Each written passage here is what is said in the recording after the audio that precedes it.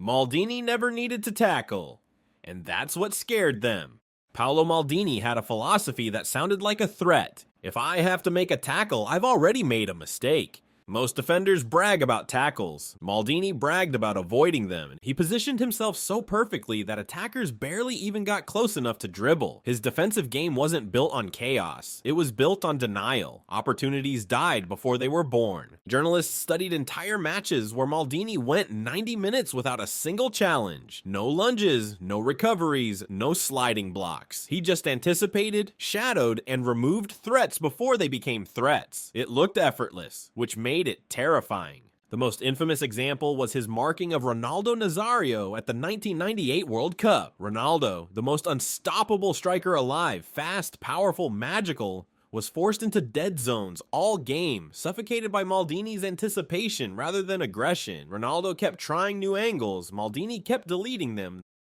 The point? Strikers weren't scared because he tackled, they were scared because he didn't have to. He read attacks before they even started. Maldini understood football like a grandmaster understands chess. He didn't react to danger. He predicted it 2 moves earlier. Opponents described moments where Maldini stepped toward a passing lane before the midfielder even looked up. He knew where the first pass would go, where the second touch would land, and where the space would open. He was basically defending in the future. Pippo Inzaghi once said Maldini knew your next decision before you did. Coaches called him a defensive psychic. Teammates joked that he had a built-in radar. Maldini saw football not as events, but as patterns, and he shut them down with chilling efficiency. A perfect example came against Johan Cruyff's Barcelona in 1994. Milan's backline, led by Maldini, destroyed Barca's dream team, winning 4-0 in the Champions League final. Barcelona tried their usual combinations. Maldini broke every single one. Strikers feared him because he turned offense into a script he had already memorized. He was ambidextrous, so you couldn't exploit him. Most defenders have a weak side. Maldini didn't. He could tackle, pass, intercept, and turn with either foot. Originally a right footer, he mastered his left so completely that he became one of the greatest left backs of all time. Coaches said he trained both feet until they felt identical. You couldn't force him onto the weak foot. He didn't have one. Against top wingers like Luis Figo, Ryan Giggs, and Mark Overmars, Maldini shut down players whose entire careers relied on tricking defenders into leaning the wrong way. They couldn't twist him, they couldn't wrong foot him. Maldini's hips turned faster. The twist was always his. He was too fast for strikers to outrun. People forget this, but Maldini wasn't just intelligent. He was fast. Not defender fast. Sprinter fast. In the late 80s and 90s, his top speed matched the quickest forwards in Serie A. That's why managers trusted him against some of the fastest attackers alive. In a match against George Weah, one of the quickest strikers in history, Maldini repeatedly matched his sprint stride for stride. Commentators couldn't believe it. Most defenders were terrified of Weah in open space. Maldini treated him like a warm-up drill. Strikers thought they could outrun him until they couldn't. And once their best weapon failed, they had nothing left.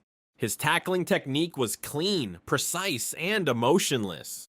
When Maldini tackled you, it felt like a surgical procedure. He didn't go to ground unless he absolutely had to. And when he did, it was perfect. No chaos, no desperation, no noise. Just angle, touch, removal. Opponents often said Maldini never touched them, only the ball, making it impossible to win fouls or disrupt his rhythm. Even Diego Maradona called him the cleanest defender he ever faced. A famous example, the 2003 Champions League run, where he repeatedly dispossessed elite attackers like Rivaldo, Kaká, and Shevchenko without ever being booked. He didn't need cards, he needed angles.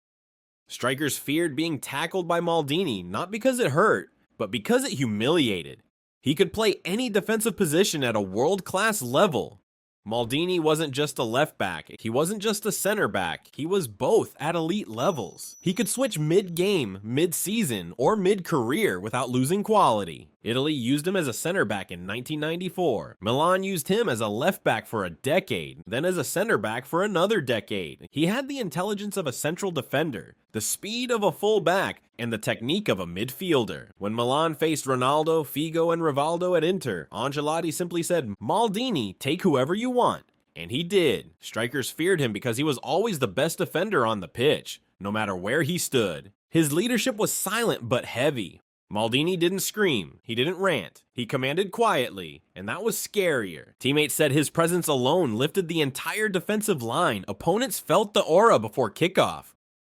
Calm, organized, unbreakable. In the 2005 Champions League final, even as Milan collapsed, Maldini scored and kept the team together. In 2007, older and calmer, he led Milan to revenge over Liverpool. Strikers feared not just the player, but the authority behind him. He aged like stone, not like flesh.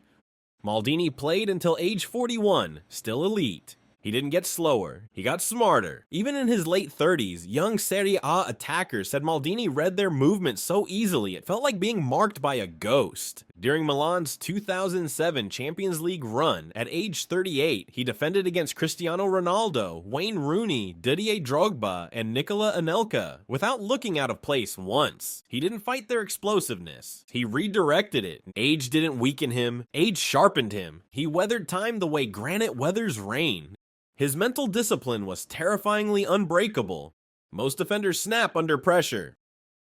Maldini never cracked. Not once. Not in more than 1,000 professional matches. He didn't argue, didn't panic, didn't lose emotional control. For 2 decades, he was AC Milan's emotional anchor. Big games made him calmer. During the 2003 Champions League semi-final at San Siro, Inter launched attack after attack. Maldini didn't flinch. He orchestrated a defensive block so organized it looked mechanical. Strikers feared him because he made football emotional for them, while remaining emotionless himself. He was stronger than he looked. Maldini didn't look like a bruiser, but his strength shocked attackers. His balance, core strength, and leverage made him nearly impossible to push off the ball. Shevchenko once said Maldini felt like a wall even when he was standing sideways. Even giants like Christian Vieri couldn't bully him. He didn't overpower you. He absorbed your momentum and flipped it. And nothing terrifies a striker more than losing a physical battle they expected to win. He made legend killers look ordinary. The list of elite attackers Maldini neutralized is absurd. Ronaldo Nazário, Roberto Baggio, Thierry Henry, Didier Drogba, Andriy Shevchenko, Alan Shearer, Ronaldinho before joining Milan, George Weah, Samuel Eto'o, each of them looked unstoppable until they faced Maldini. One iconic moment came against Thierry Henry in 2003. Henry, at his lethal peak, tried repeatedly to beat Maldini one-on-one. Every attempt ended the same way. A blocked lane, a mirrored movement, a quiet interception. He made legends look like amateurs. He never lost control of his emotions, ever. Football is emotional. Tackles fly, tempers flare. But Maldini played like a surgeon. Precise, calm, calculating. You couldn't provoke him. You couldn't bait him. You couldn't drag him into chaos. Opponents who thrived on emotional battles found none. Trash talk bounced off him like rain on marble. He was unflappable. His aura alone made strikers hesitate.